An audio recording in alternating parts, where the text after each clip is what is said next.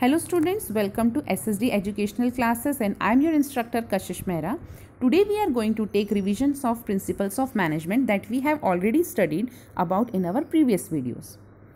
First of all, we are going to see about the meaning and definition of management. Mary Parker Follett has given a definition: management is an art of getting things done through others. This definition is called a traditional definition because Mary Parker has given the definition according to the previous definition. So it means management is done to get the work completed from people. However, it does not consider other factor of the management like new technology has came or management of material or finance, etc. There are functions of management. There are 6 functions of management, that is planning, organizing, staffing, directing, coordinating and controlling. Whereas characteristics of management has given us 7 characteristics. In the first point they had told management is a goal oriented. It means they are related with the goals and objective of the organization. Management is a group activity. Without group, management cannot be done. Management is universal. Universal means it is applicable in each and everywhere. Management is a continuous process. It cannot be ended because if one activity is completed, next activity is started. Management is intangible. We cannot see or we cannot touch the management, but we can arrange or we can feel the management. Management is dynamic. It changes according to the changing conditions, and management is situational. It means management work according to the situation. Whereas objective of management tell us that it is earn profit for the business, or the main objective of management is to earning profit. To get maximum result with minimum effort, management means what? Management means getting highest result or maximum result with minimum effort. Management means increasing the efficiency of an organization or employees. Management, the main objective of management is to coordinate the activities of various departments. Objectives of management says that there should be an interaction with the outsider also, and the management objective is that also to fulfill the social responsibilities or to fulfill all the responsibilities of the society. Next, we can see that there is the importance of management. Importance means what we get from the management. Management helps to achieve the goal. Management ensure that there should be the optimum utilizations of the resources. If there is management, people get motivated. It establishes a sound relationship or sound in the organization. Management is the activity that coordinates all the activities. Management is the economic development. It helps in economic development. Management fulfill all the social objectives and even economic objectives also. We can see there are different thoughts in school. There are top 9 major schools of the management thought. The various approach of the study of the management has proponed by the specialists from different disciplines have come to be called as schools and management thought. There are 9 types of management school. The first is management process school, empirical school, the human behavior school, that is known as human relations school, the social system school, the decision theory school, the mathematical school, the system management school, the contingency school, bureaucracy schools of management. If you want to study each and every point detail, you can see our previous videos.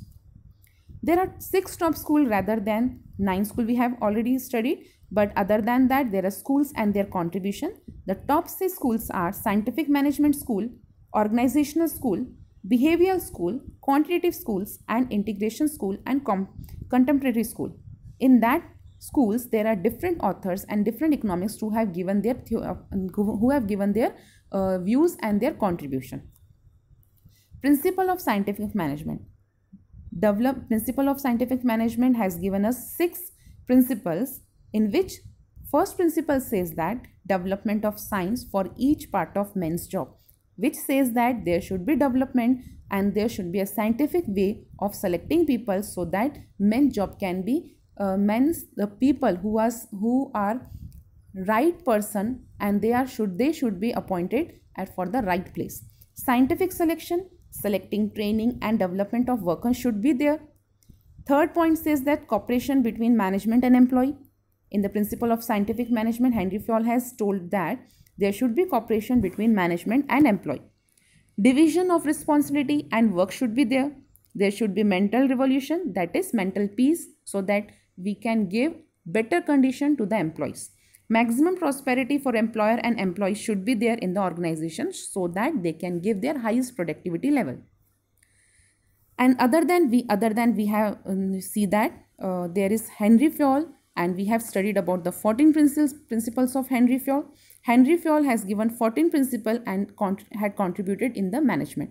The 14 principles are: principle of division of work, principle of authority and responsibility, principle of discipline, principle of unity of command, principle of direction, principle of subordination and of individual interest to organizational interest, principle of centralization, principle of remuneration, principle of scalar chain, principle of order, principle of equity, principle of stability of tenure, principle of initiative, and the principle of esprit de corps, which means teamwork. Other than that, we have seen that Elton Mayo has given contribution.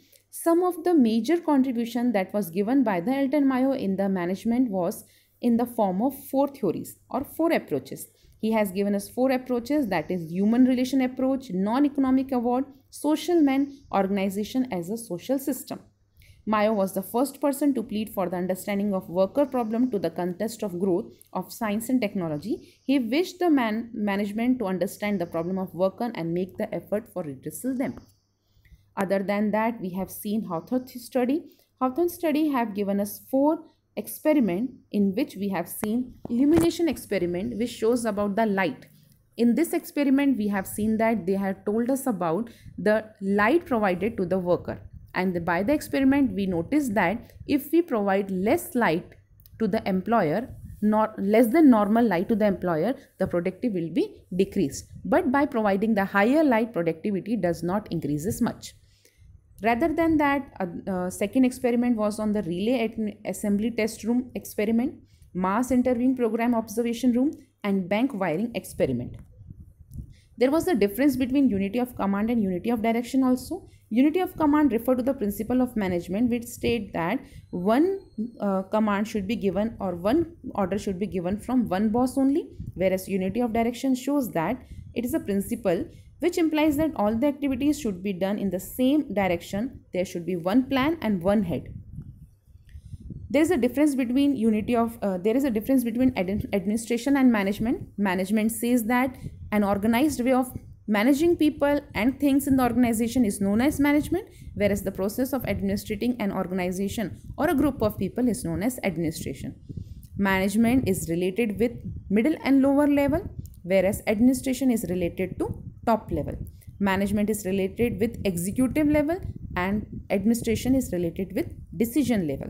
Management is implied or management is applicable or known as policy implementation, whereas administration is known as for policy formulation. So these are the points which we have studied about the principles of management. If there is any doubt or any problem, you can comment me in the comment box. Thank you.